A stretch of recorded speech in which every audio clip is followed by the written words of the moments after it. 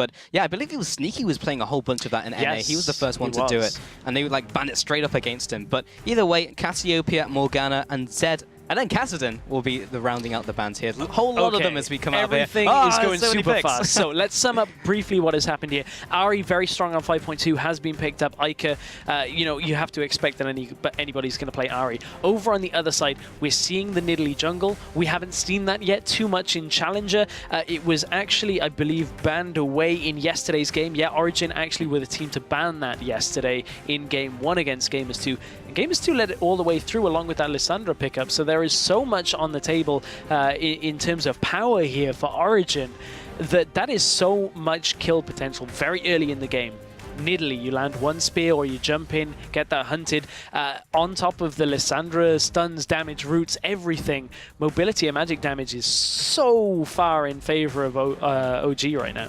Yeah, that is for sure, with that Lissandra coming in as well. And another response from Gamers2. Took a little bit longer with this one. Comes in with the Elise again coming into this. We saw that last game, of course. And then into this one with the Lulu. So they'll be looking to try and combo those together. Lots of mobility as well. The Whimsy and then the Repel coming up. And, of course, the extra movement speed from Ahri and those Spirit Rushes. Yeah, mobility all around the board. Keep in mind that Lulu still could be a flex pick. Could be the top lane. We've seen, you know, Elements have been playing Lulu top a fair amount with a fairly passive style. It's not really a playmaking top laner at all. So the question is, do OG react to Lulu being a support? Do they just kind of guess? Do they not pick something aggressive? Top lane Nara is available, Aurelia is available, Maokai. So much still there for that top lane.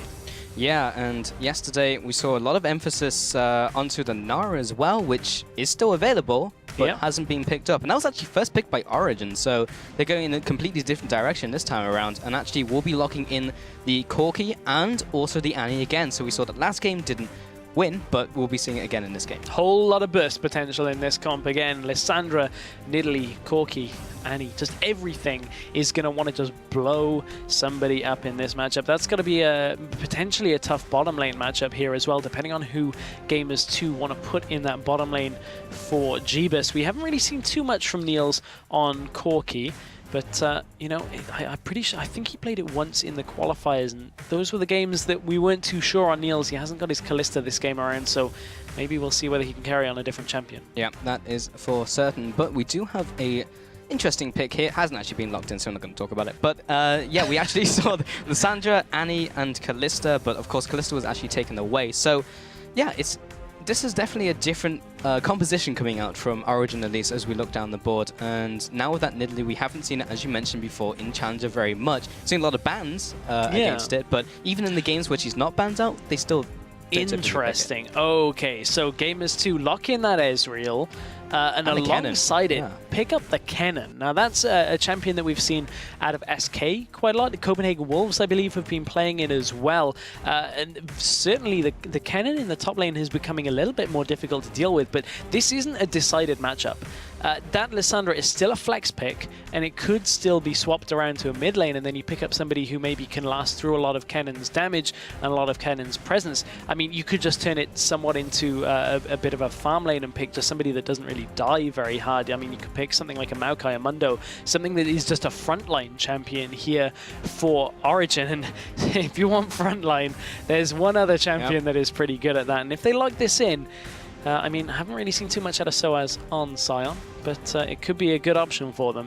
I mean, Nas also open as well, and he will also work in the frontline role. But they actually look to prefer maybe the Sion. Yeah, they do. Yeah, they're going to lock it. Okay, so So while I normally would quite like this Sion here, and I still do to some extent, it will provide that front line, provide the engage. With Sion's such limited damage, it can kind of fall off late game with damage in your composition, so they really need Amazing to get a lot of kills. They need Peke to get a lot of kills because they're running a Corki. They're not running a hyper carry, something like a Jinx, something like, you know, a Vayne, which we don't see too much, but alongside a Sion, certainly you need that added damage to it. So interesting that Origen would opt for the Sion, but he is going to get very tanky and will not die very easily to Gamers2. Yeah, and Gamers2 have a very interesting composition. They have the Kennen, but they also have the Lulu as well, and a speed up. So again, that Kennen's going to come at you at 1,000,000 miles an hour, start ulting, and then as well with the Lulu coming in. And Kennen hasn't had the change yet to his ultimate yet, the Slicing Maelstrom, where he stuns everyone who's around it. I think that's 5.3. We're having a patch note pop quiz at the moment, but one thing get the answer? One thing you can certainly say about that game is just that Sion is going to become pretty tanky in that matchup. Oh yeah, I mean that's for certain. But as we load into the game, remember to cast your vote for who you think will win this match over at lolesports.com, and we'll check the results as we progress through this game. And I want to go back to that Sion point a little bit, because Sion is kind of a weird indicator, because obviously with Sion you can do that level 1 strategy where you die to a camp, you get level 2, you teleport to lane. Sion is a fairly good, or a very good 2v1 laner, so it could potentially indicate that Origen are looking to lane swap or deny a lane swap, because Kennen, a lot more squishy, a little bit easier to dive. You can't really get him stunning anybody all that easy. Well, here we go, Stress. We're heading into the last game we have today, and it's the biggest one that we have, maybe for the next couple of weeks. Gamers2 versus Origen. These two teams touted as probably the 2 top teams out of the 6 that we have in the EU Challenger Series, and they're going head-to-head in week 1. What I will say, though, is if you've been watching any of the other games today, you should know that competition is a little bit closer than it has been expected. The likes of Lowland Lions already firing back to their critics very early on, so certainly this is the biggest matchup of our day today, but perhaps we'll see a new contender arise, and Origen and Gamers2 may not be so cut and dry for their first spot. Yeah, just like Lowland Lions, they've already gone 2-0 in their first week, and they could absolutely contest the top spots now for Gamers2 and Origen. They've looked super good, and in the coming weeks, I'll be excited to see how they do against some of the other teams. But talking on topic about these guys, Origen sitting into this jungle, looking to maybe get something done in the early game. Did he get seen out by a ward as Peke was moving off to the side? No, he did not. So one of the important things here is not only are they looking to invade and potentially catch someone out, that doesn't happen all that often. Mithy is going to go on ward here, and that is a very crucial part of this strategy. Is if they are looking to 2v1, they need to know what lane they are avoiding. And Gamers2 have got their own... They know it was happening. They got a ping down on the ward that Mithy placed. So now it's kind of a guessing game. Do Origen hold themselves in this position and hope that Gamers2 just kind of expect them to swap back? Or do they mind game them and look for the inverted lanes, where they'd put Sai on top to anticipate the lane swap?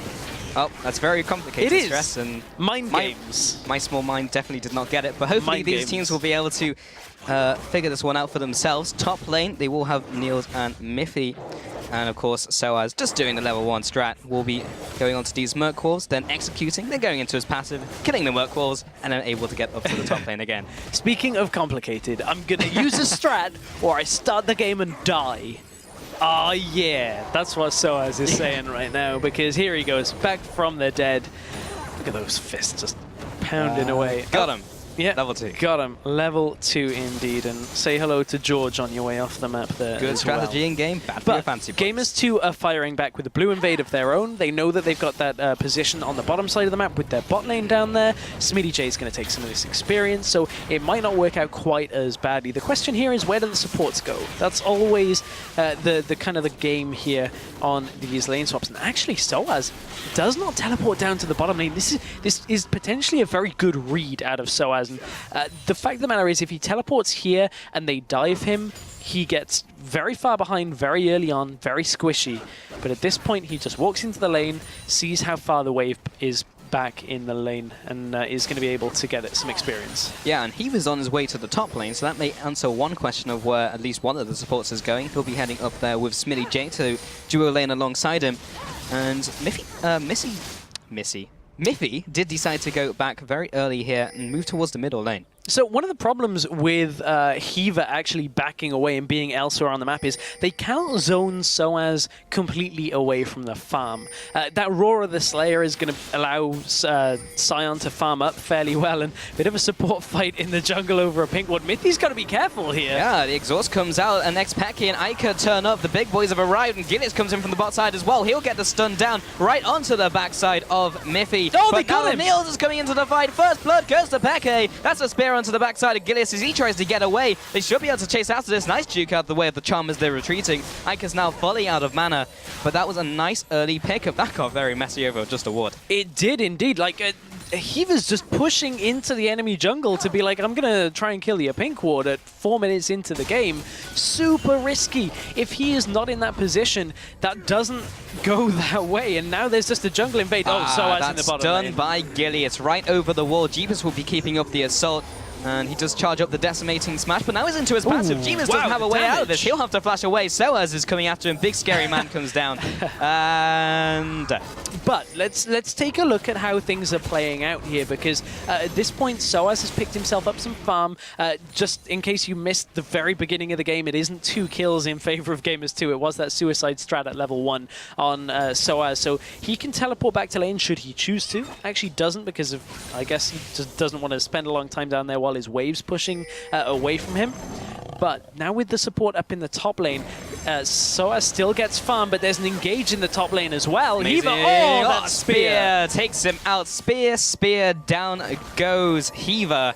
And Smitty trying to do some damage in return, but he's not got a whole lot. Look at that vote stress. Man, 95% to Origen over Gamers2. And I mean, yes, they won yesterday, and yes, they look very strong so far.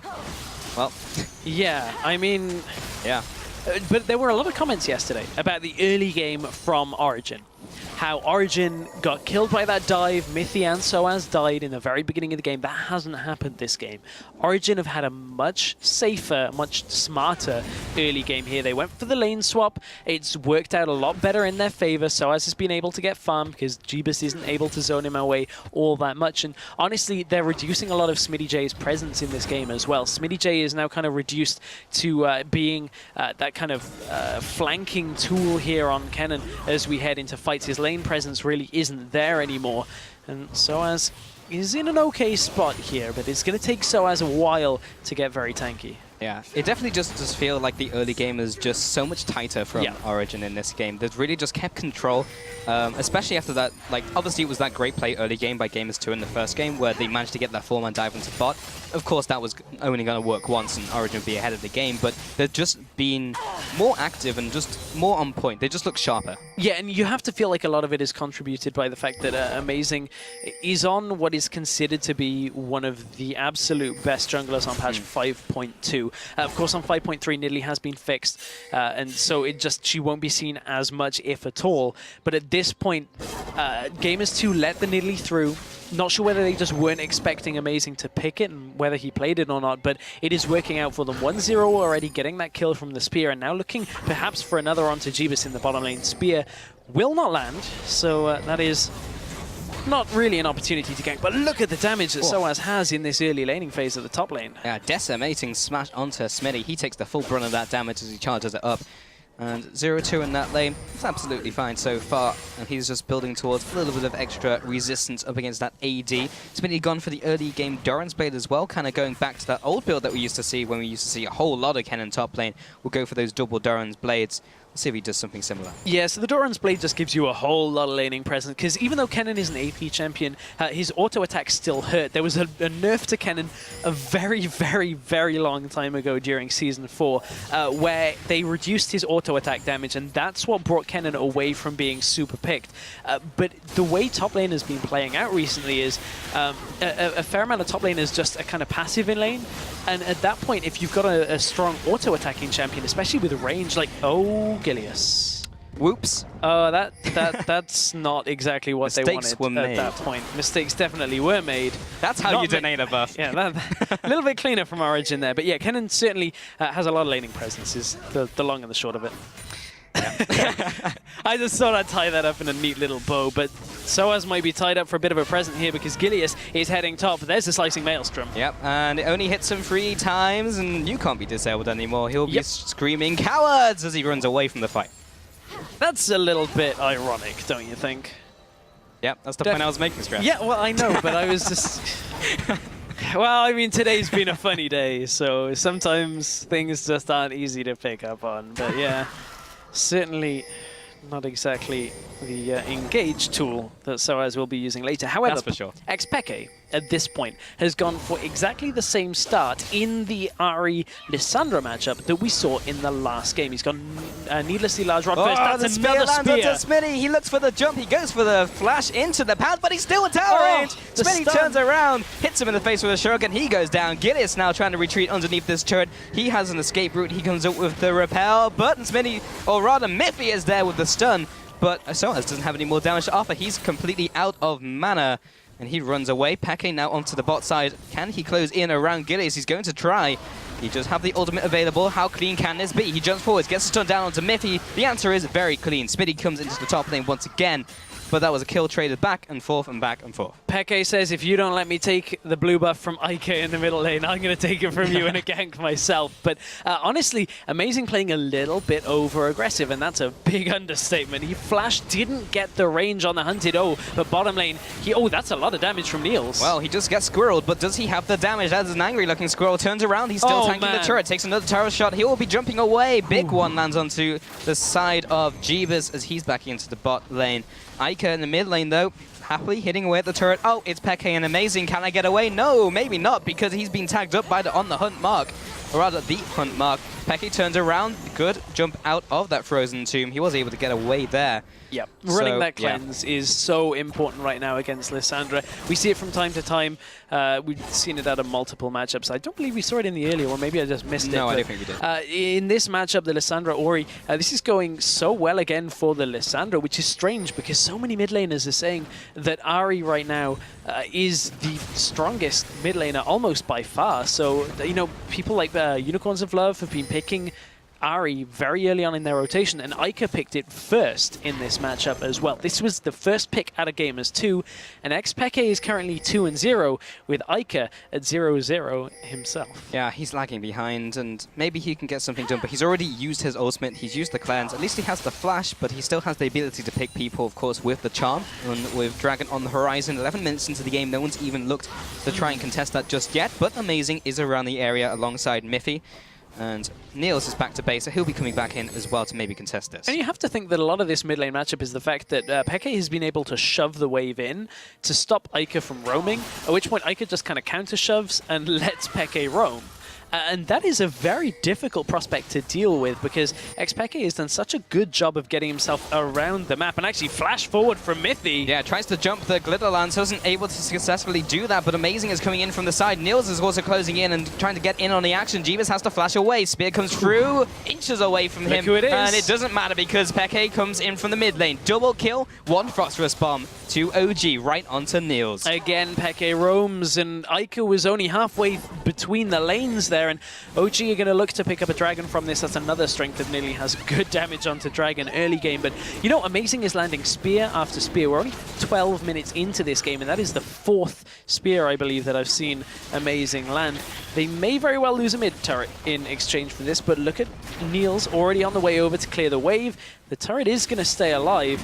Good positioning out of Niels. Maybe we're looking to go on Miffy, but the Dragon has gone in favor of Origen. That is true, and Ica did use his ultimate there. Has to use the rest of charges clearing out these minions, but yeah, he used a big cooldown trying to get Corki right there. Yeah, this was the flash forward from Miffy, only level 5 in this engage, so didn't have the Tibbers to come out. And you can see Amazing takes a lot of damage, but has the composure enough to not dive onto Heaver at that point, who had the hunted passive. And this is just very cut and dry there. That time a spear didn't quite land. Peke comes in, locks him down. Niels with the Phosphorus Bomb for a double kill. That is incredibly satisfying, and he'll be very happy. Niels has really turned up in these games following qualifier games. Went huge on Kalista yesterday, is looking to do the same this game, 2-0-1. And when we take a look down at the items, he's looking towards his Trinity Force there. But in the mid lane, Peke is actually opted towards the Abyssal Scepter, which is actually the item build we expect from the Ahri typically. Yeah, it's one item that we'd expect. So the reason in this game is look at how much magic damage that Gamers 2 have on their side. Kennen is going to be dealing primarily magic damage. Elise, Ahri, Lulu, and Ezreal has a fair amount of mixed damage as well. So, I mean, he could rush the Zhonya's that we see, but honestly, just the magic resist alone from this Abyssal Scepter is going to do so much work for Xpeke in this matchup. And, that's the smart itemization. It was more of the build that we were expecting, perhaps, in the previous game where we saw Morella Nomicon on the Lissandra. I feel like this is a way, way better pickup for Peke. Yeah, I have to agree. And now with the Trinity Force completed by Niels, he is so far ahead. He's hitting that mid-game power spike very, very quickly into this game. I wouldn't even call it mid-game at this stage. We do have Amazing lying in wait, sitting in this bush. Can he be successful this time around? Top lane, he went a little too ham. Maybe he can restrain himself and still pick up a kill. Yeah, maybe. We'll have to see. Take 2. Oh. Is it going? Got it. I could get to this time, so that is what they were looking for. Amazing and Mythy have been side by side for most of this game. Well, I praised his spears earlier. Yeah, he can hit them on champions, but he gets juked by the crab. Yeah, it's because the crab's not trying to attack him. The crab's just there. Like, but he only moves in like one line, so you can still predict it. But what Niels did not predict was getting screwed by Heather. He has to Valkyrie away.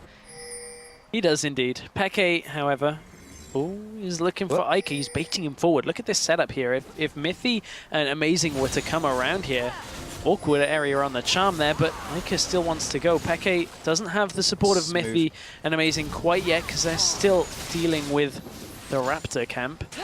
Now they're looking to come mid. This is going to be a big mid lane party right now if either jungler decides to go in, but both of them say, you know what? Don't want any of this. I'm just going to head back to the other side of the map. They're done for now. Gideus does take the time to put a ward into the opposing jungle. Amazing in the bot side here. Mythy is clearing out the ward. Jeebus comes up to try and contest it. Now Amazing comes in. Has to expend the Razor's Sharp buff as well. I mean, Mythy was clearing it out so he wouldn't have to, and he fully engaged. That's infuriating. That is... You knew! You knew! Like, he was waiting not to go over the pink ward so that he didn't show himself. And then he's like, oh man, I lost Razors. I wonder what the timer was on Razors. That's all. I'll maybe give him the benefit of the doubt on that. Maybe if it was due to expire anyway. But still, to see that is just like, oh, so disappointing. Using a Razors on a pink one that's already dying. That seems to be our pet peeve as we enter these games, Grass. I mean, yeah, it's annoying. What can I say? I mean, is. just as a player, it's super annoying. Clear up your mess. Amazing, please. But Smitty is taking a bunch of damage from Soaz here. Is he going to go all in? He stuns him up with the Mark of the Storm, getting those 3 stacks down. Raw, the Slayer turns the minion into a cannonball. Yeah, hits cannon with it. There's some wordplay in there somewhere. Somewhere. A little bit locked down. Kind of IKEA'd the point. Kind of gave you all the components and you have to build it yourself. Oh, Peke is trying to build he's building up a kill. Comes in with the Frozen Tomb, comes across with the Ice Shard, but doesn't land onto Gideus. Smitty now into the fight. There's the Slicing Maelstrom we were expecting from before. Cowards. Cowards. This time he's running at them. He lands onto Heaver, though. He will be taking a bunch of damage from that tower, and he might get taken down here as well. Peke will just have to try and become his meat shield. Gideus still pushing forwards. Do they pick up the tower? No, they do not. Oh, Charm has... it's a... Cocoon. Man, I knew I'd screw that one up once. It looks so much... Peke's caught. Not anymore. Gideus does follow after him, trying to sink those fangs into the Frost Queen. He does manage to get away, and neither of the middle towers die. They're both still alive. Nils is happily farming the bot lane. Now he's going to the mid lane. Yeah, 2 towers died in that engage, and Gamers 2 are going to look to push in the middle lane in response, but they do have a fairly tanky Soaz there. I don't think he's really enough to defeat them on his own. So Niels comes in from the side, and they will defend that tower. But how has this game got to this point? That is the question. And a lot of it has been riding on Amazing Spears and Niels' follow-ups to that. He was one of the players we were looking at coming into this game. He's now 2-0-1. There's been a good few bottom lane ganks as well. He's stayed alive, and they've been doing a good job of putting Jeebus further and further back into this game. Yeah, he also picked up that very early Trinity Force off the back of picking up those 2 kills from that one Frostrush bomb. That was still an amazing play. But, yeah, we'll see what he can do as they head into mid-game. Yeah, he actually just had 2,000 gold on his person, backs away, picks up a BF sword and a long sword on top of it. So not going for the Blade of the Ruined King build that we've seen out of some Corkis. Typically when you're up against somebody like a Scion, he's obviously playing with Scion in this game, so he doesn't need that extra % damage. This is going to give him a lot more upfront damage, give him a lot of burst potential during fights, so expect Niels to really start hurting people with his Q and with just a couple of autos and rockets. And the reason he's doing this is on the other side, Kennen, not particularly tanky. Neither is Ari or Elise. So honestly, this is, again, itemization in response to the composition of Gamers 2. Oh, flash over the wall. Gideus just managed to connect the, not the charm, the cocoon. Amazing from the bot side, trying to respond with the ice shard as well. Miffy comes in from the bot side, just managed to get the stun onto Gideus as he heads on back. Ica turns around. This time it was actually the charm. Lands onto Miffy as he tries to get the chase down and responds with another cocoon. It's just cocoon Charm, Cocoon, and they can never quite finish anyone up. I mean, at least they are now the same color, so it doesn't even matter on this skin. Blood Moon Elise is certainly making it difficult to keep track. Although, as we've talked about this before, as long as you avoid both. Yeah. I mean, it doesn't matter until it hits, is the difference between the two. But that is a dragon going in favor of Origen. That is their second of the game here. And coincidentally, blue buff should be in favor of Peke. Come on, Peke. I mean, they've done this one before. It's all good. It's all good. Now I'm just paying attention to every blue button. I know, right? I want to thank our observers for showing us as well. They're certainly interested. Hey, I mean, that could be a story of a game. Imagine if that happened more than that. That would be horrible. Missed it. Soaz doesn't miss the minions as he's still farming away. He's actually in pretty good shape. 147 farm, pretty equal to Kennen. Only a small CS advantage, but he's got a bunch of minions heading towards him as well. And Ica trying to take away this blue buff. I believe Ica. Yeah, he got it this time. And you know what? Talking about Soaz on side in that top lane, he's actually currently got 370 bonus health from Soul Furnace. That's a fair amount of health. Giant spell. Yeah, that's a whole lot of health. And you know who won't have health? Smitty J. And Amazing comes in from the right-hand side as well. Can he connect the spear? He does manage to juke it, but that puts him in line of sight of the big scary Scion. He does manage to get the Slicing Maelstrom down, and that's enough stuns to keep him alive. Gilius was also around the corner, just in case they went for the dive, and he was able to respond. Yeah, good play out by Smitty J. Held his ult until everybody was kind of just under tower, far enough so that they really didn't want to get stunned up. But you have to wonder, Gamers 2 are in a lot of pressure on these side lanes. Constantly there's somebody pushing down in the bottom lane, and that's something Soaz was doing a lot yesterday on Morgana, was constantly applying pressure in other lanes, and it's the sign of an experienced team. Is you're not just focusing on one point of the matchup. You're like, okay, we know we want to get dragons as our focus or whatever, but we need to make sure that the whole map is in our favor. And it's something that players the caliber of Soaz and Peke have been bringing to these games. Anybody who rewatched yesterday will see that in abundance.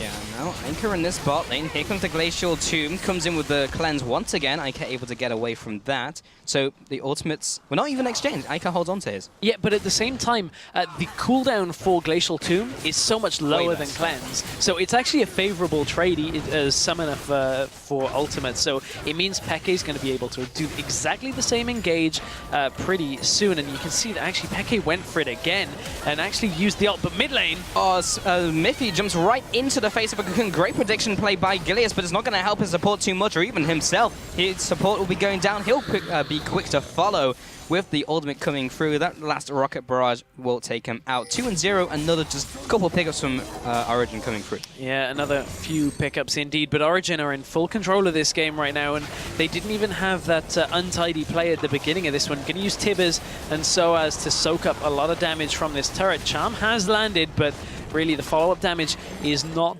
there for Gamers 2 right now. And interesting fact, Gamers 2, this is a very different lineup for them. We'll get to that in just a second, because here was this mid lane engage. Miffy lands the stun onto 2. Gilius sticks around to try and pick off Miffy as he was low, and that spear from the side out by Amazing. His spears have just been on point all day today. And okay, we've seen a couple of miss, but you can't hit every spear. But you miss every spear you don't throw. That's true, Stress, and Soaz didn't miss the wall. He did kiss the wall, though. Peke, he may be caught out here. Ica still has his ultimate, but he will respond with his own. Doesn't have cleanse this time around, but it won't matter. Smitty J uses his own. Oh, Missy. Or Miffy. Wow, I can't really pronounce his name today. But he went down, that's for sure. Another 2 kills going over to Gamers 2, this time responding on their side. And they'll be trying to push down the bottom lane turret, trying to get some of those objectives back. Yeah, and really interesting in that engage. Normally you'd think Alessandra with her ultimate in a situation like that might ult herself and then look to flash out. Flash is only just available for Peke, so it wasn't during that fight. And he knew he was dead. So he's like, I've got a fair amount of damage myself, so I'm going to try and pick somebody off. Jeebus looked to be getting out of there safely. So Soaz, we're going to see him face plant the wall again, but he got himself away too. And will we see the tail end? That's amazing.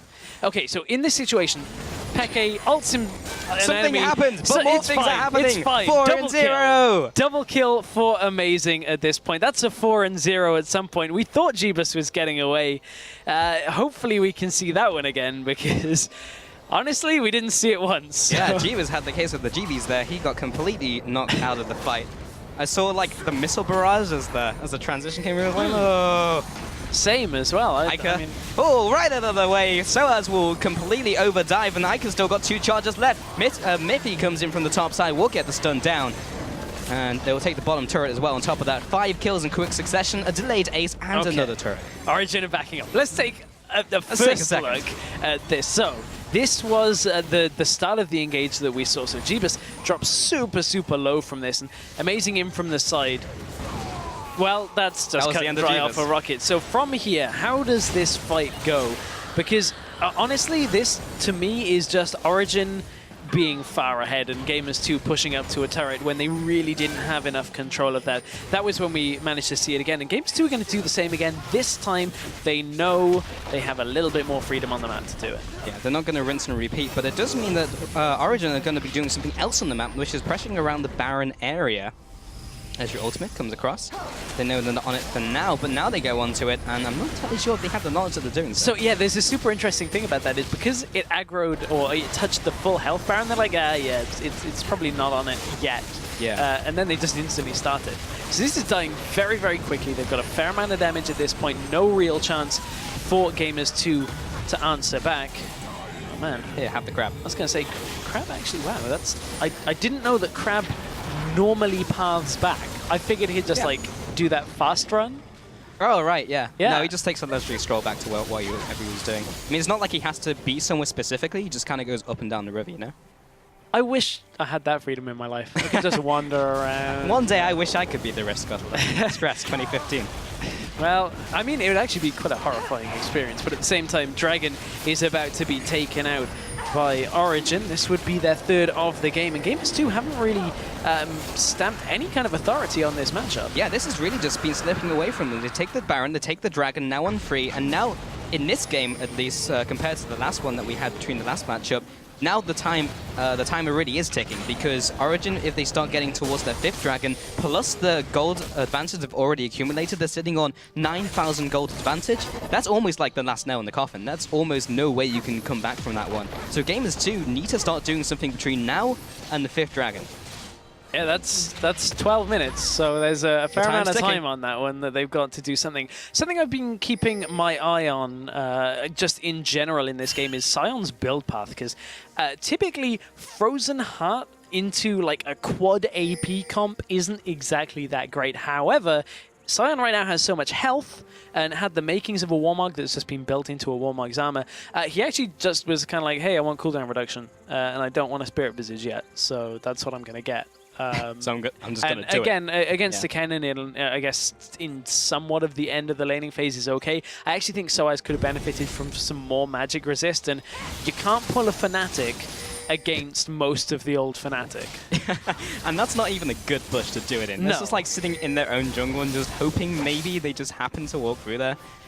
Not even anywhere close. Gilius is going to be taking the middle ward down, and it's just maybe one of the final pushes coming in from Origen, trying to start taking down some of these inner turrets as well. And you know what? Origen was setting up the rest of the map again. I mean, bot lane's already pushing in. They know somebody has to go down there. Origen head up to the top side of the map to push things in. And for Gamers2 just sitting around in a bush, just not really doing anything at that point, Origen are going to just pressure them out of this game. Yeah, Gamers2 have to back up very quickly, though, because Jeebus was meanwhile in bottom lane just farming away, and he's not even with the rest of the team. He's going to have to try and get through there. They're already looking for the initiation. Gamers2 actually going for this one. What are they doing? Gilius comes in for the back line. They haven't got anything done just yet. Smitty will go into his Zhonya's, but he's already used his ultimate. But through comes the ultimate now. Jeebus is into the fight, but is it too little too late? Smitty J is already down. Eva will be quick to follow. Amazing will be pouncing onto him and taking him out. Ica will be quick to follow. That's a 4-0. Make that 3-0 so far, but soon to be the case as Gilius is in the way of the decimating smash. Amazing is coming up to mop up another couple kills, and Jeebus is the only one alive. Here's the decimating smash, lines it up, knocks him down. 5-0. Origen are coming in for the kill. They may even just finish off the game off the back of that. The clean ace for Origen at this point.